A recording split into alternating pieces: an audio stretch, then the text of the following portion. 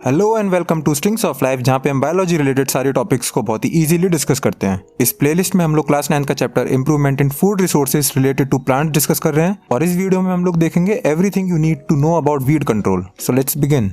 Weeds, जैसे कि हम लोगों ने लास्ट वीडियो में भी डिस्कस किया था, क्या होते हैं? स्मॉल साइज्ड अनवांटेड प्लांट्स जो कि मेन क्रॉप्स के साथ में ग्रो होने लगते हैं, ठीक है। और ये देखा जाता है कि वीड प्लांट्स जो होते हैं वो खारिफ सीजन में ज्यादा पाए जाते हैं as compared to rabi crops का सीजन, क्योंकि खारिफ क्रॉप्स में मॉइस्चर होता है और वार्म ह्यूमिड क्लाइमेट पाया जाता है, ठीक है। वीड दो तरह के होते हैं डिपेंडिंग अपॉन द शेप और size of their leaves, narrow leaf weeds and broad leaf weeds. तो जिन वीड प्लांट्स की लीफ पतली पतली होती है, नैरो होती है, उन्हें हम बोलते हैं नैरो लीव वीड्स, और जिनकी पत्तियां ब्रॉडर होती हैं, चौड़ी होती हैं, उन्हें हम बोलते हैं ब्रॉड लीव वीड्स। अब ये खारिफ सीजन और राबी सीजन में दोनों में अलग अलग टाइप के होते हैं, अलग अलग नाम है। तो मैं एक एक करके आपको बताता जा रहा हूँ, आपको सामने लिखा हुआ भी दिख जाएगा। खारिफ सीजन में मतलब जो मानसून वाला सीजन जो होता है, ये जुलाई से लेकर के अक्टूबर वाला, इसमें जो नैरो लीव वीड पाए जाते हैं ये होते हैं नट ग्रास और मोठ, ठीक है। दूसरा हो गया वाइल्ड सॉरगम या फिर जंगली ज्वार।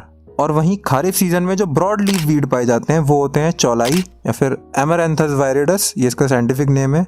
और सेकंड हो गया साथी, अब यही नाम है इसका, और इसका साइंटिफिक नेम है ट्रियांथेमा। फिर वहीं राबी सीजन में मतलब विंटर सीजन्स में जो नैरो लीव वीड्स होते हैं वो होते हैं मंडोसी या फिर फेलरिस, और सेकंड वाइल्ड ओट। और राबी सीजन में पाए जाने वाले ब्रॉड लीव वीड कौन कौन से होते हैं? बथुआ या फिर कीनोपोडियम एल्बम और हिरानखुरी। बथुआ तुम लोग को पता ही होगा कि सर्दियों के टाइम में बथुए का रायता या बथुए के पराठे वगैरह बनते हैं, तो वो भी एक तरह का वीड ही होता है, ठीक है। अब इसके बाद हमें देखना है कि वीड हार्मफुल क्यों होते हैं प्लांट के लिए। एक तो ये क्रॉप यील्ड को खराब कर देते हैं और क्वालिटी ऑफ फूड ग्रेन, जैसा हम लोग को अच्छा ग्रेन मिलने वाला था उसकी क्वालिटी डिग्रेड कर देते हैं, ठीक है।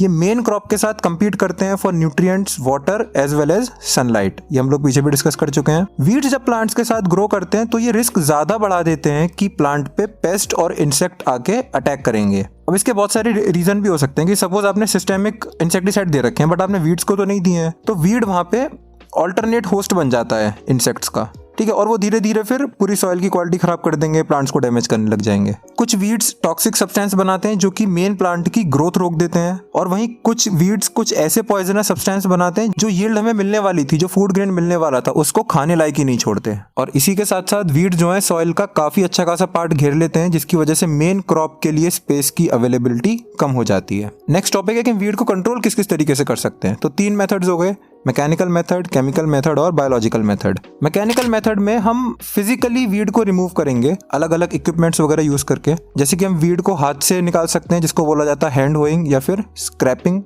फिर इंटरकल्चर प्लोइंग हो गया, मतलब हम खेत जोतेंगे तो फिर उससे भी वीड्स हट जाएंगे सॉइल में से। बेसिकली हम करते क्या है, हमें वीड को अपरूट करना है यहाँ पे फिजिकली, मतलब वीड को जड़ से उखाड़ना है, ठीक है, मैकेनिकल मेथड्स में। तो एक तो हैंड होइंग हो गया, मतलब हाथ से निकालना, इंटरकल्चर प्लोइंग हो गया, खेत को जोतना, बर्निंग हो गया, या फिर जब फ्लडिंग होती है तो भी वीड्स हट जाते हैं। उसके अलावा हम इक्विपमेंट्स का यूज करते हैं, जैसे कि ट्रॉवेल या फिर खुरपा या फिर खुरपी, सब लोगों को मालूम ही होगा, अगर नहीं मालूम तो सामने फोटो है, या फिर हैरो। हैरो एक कॉम्ब लाइक इंस्ट्रूमेंट होता है। तो ये सारी चीजें तुम सामने देख सकते हो, लेकिन यहाँ पे हैरो के साथ एक चीज है कि जहाँ पे भी हमारी वीड के साथ साथ मेन क्रॉप भी लगी हुई है, ठीक है, मतलब जहाँ पे स्टैंडिंग क्रॉप है वहां पे हम हैरो का यूज नहीं कर सकते, क्योंकि अगर हम हैरो का यूज करके वीड्स को निकालेंगे तो साथ साथ हमारा मेन प्लांट भी अपरूट हो जाता है। तो वहां पे हम लोग अलग टाइप के मेथड्स का यूज करेंगे, और या फिर खुरपी का यूज करेंगे या फिर हाथ से निकालेंगे वीड्स को, ठीक है। सेकंड टाइप के मेथड हो गए केमिकल मेथड्स। इसमें क्या होता है, हम हर्बिसाइड या फिर वीडिसाइड्स, कुछ केमिकल होते हैं जिनको फील्ड पे अप्लाई करते हैं और उससे वीड्स की डेथ हो जाती है, वीड प्लांट्स किल हो जाते हैं। फॉर एग्जाम्पल नाइट्रोफेन, एट्राजीन, ब्यूटाक्लोर, और एक और केमिकल होता है जिसका नाम है 2,4-D। तो ये कुछ केमिकल हो गए जिसकी वजह से हम लोग वीड्स को किल कर पाते हैं।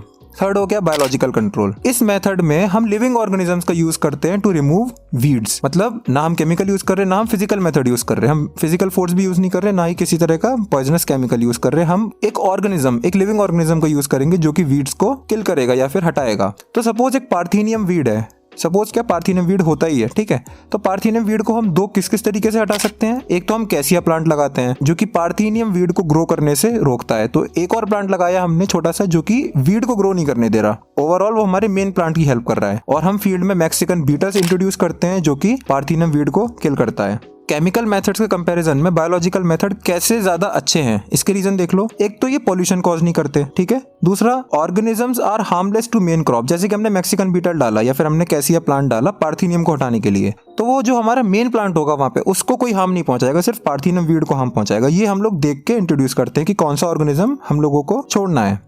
और third, it is easy to eliminate organisms later on, हम बाद में इन ऑर्गेनिजम्स को भी हटा सकते हैं आराम से। तो ये था कुछ चीज़ें जो कि हम लोगों को वीड कंट्रोल के बारे में जाननी थी इस चैप्टर में। आई होप आप लोगों को सारी चीज़ें अच्छे से समझ में आई हो। फिर भी कोई डाउट हो तो तुम लोग मेरे से नीचे कमेंट्स में पूछ सकते हो। मिलता हूँ मैं तुम लोगों से अपनी नेक्स्ट वीडियो में। Till then take care, keep learning and bye bye.